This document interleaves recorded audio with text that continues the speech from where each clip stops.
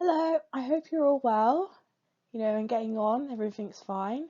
My name is Romani Reed, and I'm a volunteer at the Significant You Mental Health Charity, and I'll be running this webinar with you.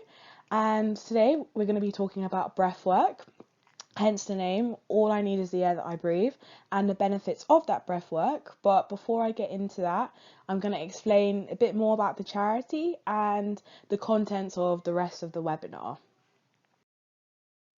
So, the Significant You Mental Health Charity, we're fairly new, and our aim is to ensure that everyone remembers that they're important and significant.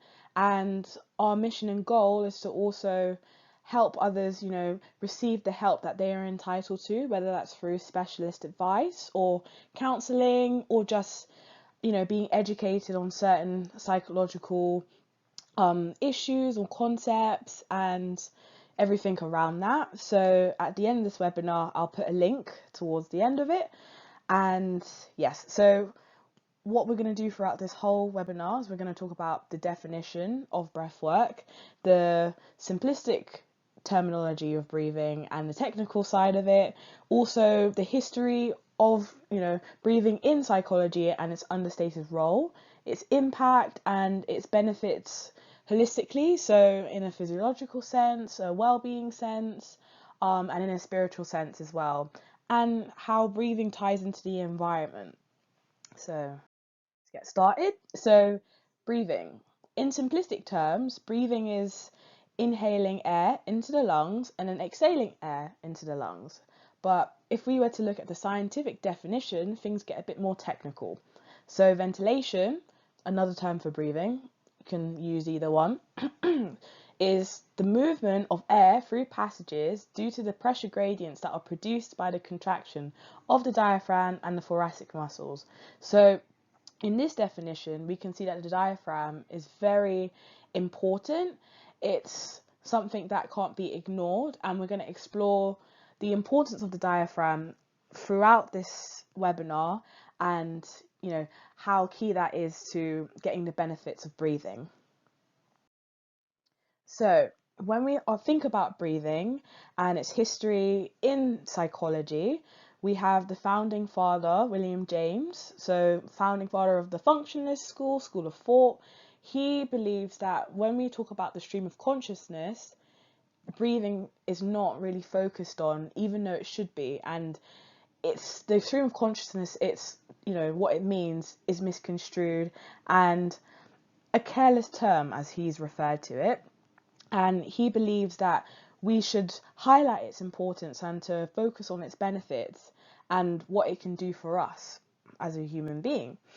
So when we talk about its importance, this leads us on to its cultural importance as well, and how it's impacted on society and how we run as a society and how we live. So when it comes to breathing, scholars such as Edwards, he likes to highlight that breathing comes before anything, everything that we've ever done. Breathing before we eat, before we sleep, before we walk, before we talk, converse, and everything.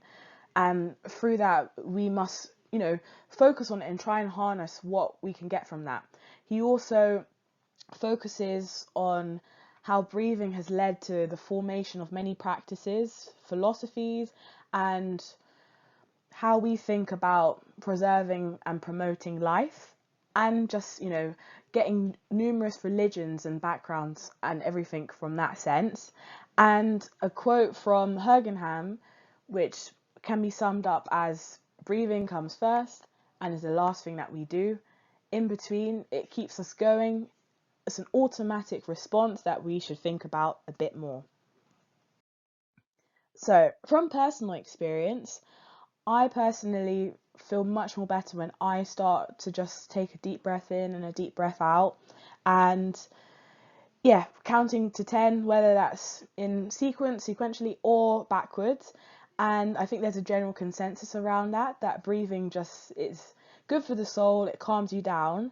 And I thought, and many people think, that we should focus on that and understand the physiological elements of why we feel much more better when we breathe, if we're upset or angry or we don't know the next plan of action. And this can be explained through the very important system called the autonomic nervous system. So, going back to the diaphragm, we can see when we breathe in, our diaphragm relaxes, and when we breathe out, our diaphragm contracts. And this movement is very powerful. The diaphragm has been referred to as the second heart. It's the biggest, most powerful muscle in our body, so that can highlight how important it is.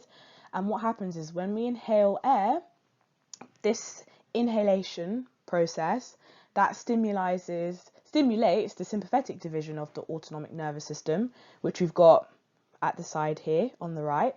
And when we exhale, we stimulate the parasympathetic division.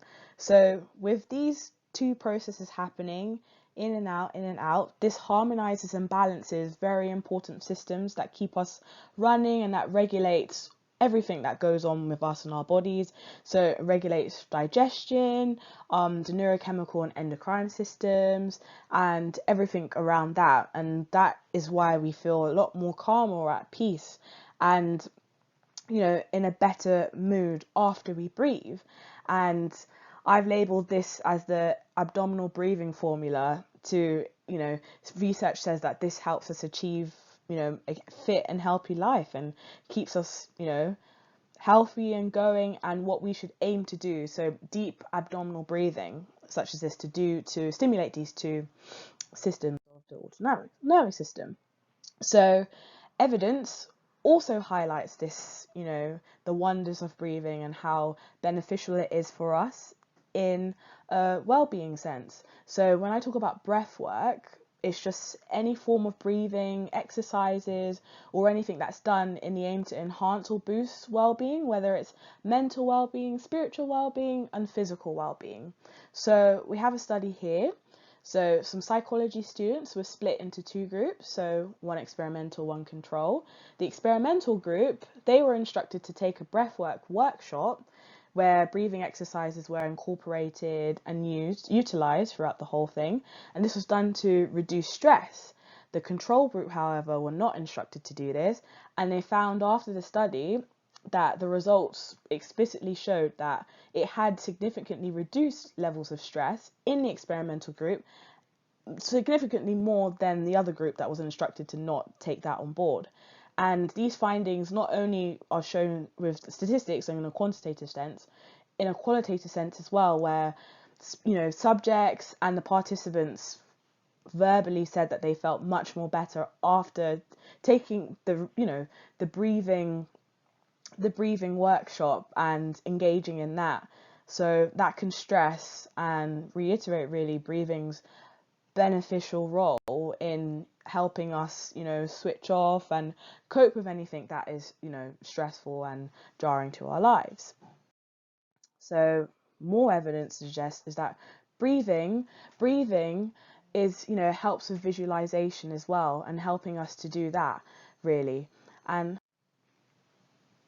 yes, so visualization accompanied with deep abdominal breathing helps sportsmen get, what they need to do in order to achieve success. So what this comprises of is sportsmen visualizing every step of the way towards their goal, and studies, in a quantitative sense and research interventions suggest and confirm that this has boosted their performance and their attitude and has helped them become almost quote unquote perfect in what they need to do.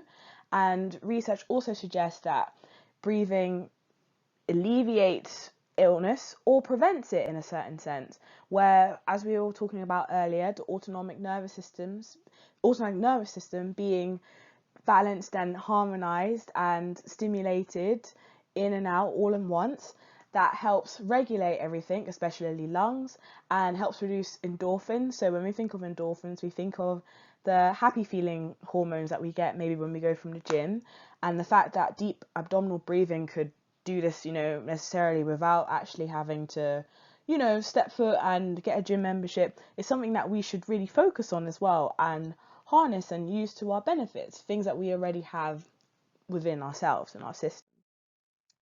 Also, breathing helps us, look deeper within ourselves and get, see the spiritual side of our being and the spiritual element of everything around us.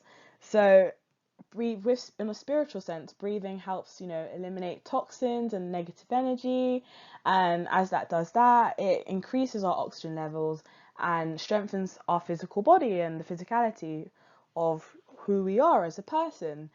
And there's various forms of breathing techniques that we do to get, more on a spiritual level. So one of them is pranayama, which is also known as yoga breathing. This originates from, ancient India. Eastern cultures use this. They used to use this and they still do. And this was done to alleviate the concerns of illness, sickness, anything to do with negatively. And it was done to, just calm those queries really. And they found that this, boosted and enhanced well-being, and this breathing, in and out, this deep abdominal breathing helped, individuals become more spiritual and go on a spiritual journey. And for those reasons, pranayama, also known as yoga breathing, is closely linked to meditation and is usually used before getting deeper into a meditation really. So they borrow elements from one another. So yeah, basically inextricably bound together. We also have mindfulness, more specifically mindfulness of breathing. So Thai Buddhists use this a lot, and they found that the in and out deep abdominal breathing was what had to be done to allow them to focus on the body, the feelings, mind, and the mental qualities. And this is called the 4 framework, and also the formula to just unlock the spiritual journey of, just Buddhism really, which is really good. And we also have hypnotherapy. So what we mean by hypnotherapy is just inducing an individual in a state that's marked by waking awareness and enables that individual to detach in an external way to focus on what's going on internally. So as you can see in the picture here, when we think of like hypnotism and hypnotherapy, we think of a watch, going around and stuff like that. But they found that these sort of techniques or elements that borrow from this, hypnotic state that people are induced into can help with deep problems of asthma, where individuals, if they have very problematic asthma attacks, they found that hypnotherapy alleviated the horrible consequences of asthma and helped individuals learn to breathe better, to, not suffer from that as well. So I think that's quite interesting that we can be using breathing techniques to help individuals, cope with the suffering that they already are experiencing, or the problems as well, instead of either preventing it or getting sort of well-being into it as well, from it, should I say. So also, when we think about breathing, it's something that we shouldn't forget is that it enables us to basically give back into the environment. So you've got an equation here of photosynthesis. If you remember from science back in the day, GCSE, or if you are of a science background, and you know that this equation is very important to keep things going. As human beings, when we exhale air out of our lungs, we exhale carbon dioxide, and this helps, keep the ecosystems and the environment running, because from that, our bit of breathing and giving the carbon dioxide out, we are getting oxygen from the plants and the environment around us.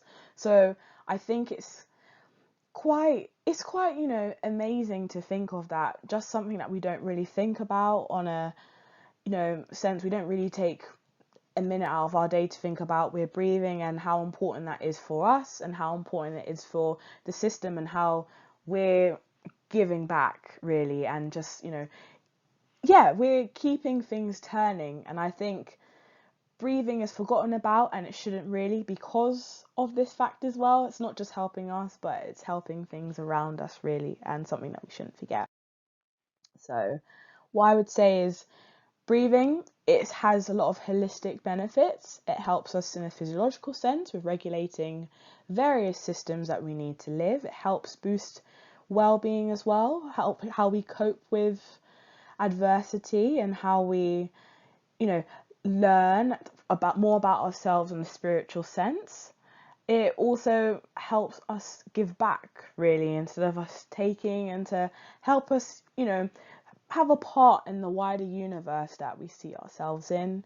And I would encourage you to maybe take a pranayama, a yoga class, mindfulness, or just whenever in doubt, just take a couple of breaths and just assess how you feel, because I do generally believe that you will feel a lot better. And yeah, really, that's what I would say, that breathing, something that is so understated and not paid attention to, can do so much for us as a human being and as a society. So this is some of the research that I gathered for this. If you want to check it out or have a read, go on Google Scholar. You can look at, some of these very interesting reads, very interesting research and articles. I encourage you to do that, and some books at the end as well. And I want to say thank you for listening to me. Thank you for being engaged and patient, and I hope that you take something from this webinar. If you have any questions, you're welcome to check out the charity, email via the charity as well. And yes, really, so we have the link at the bottom, thesignificantyou.org, and yes, we hope that we can help you with anything, and more information, just contact us. I hope you have a wonderful day, and yeah, bye.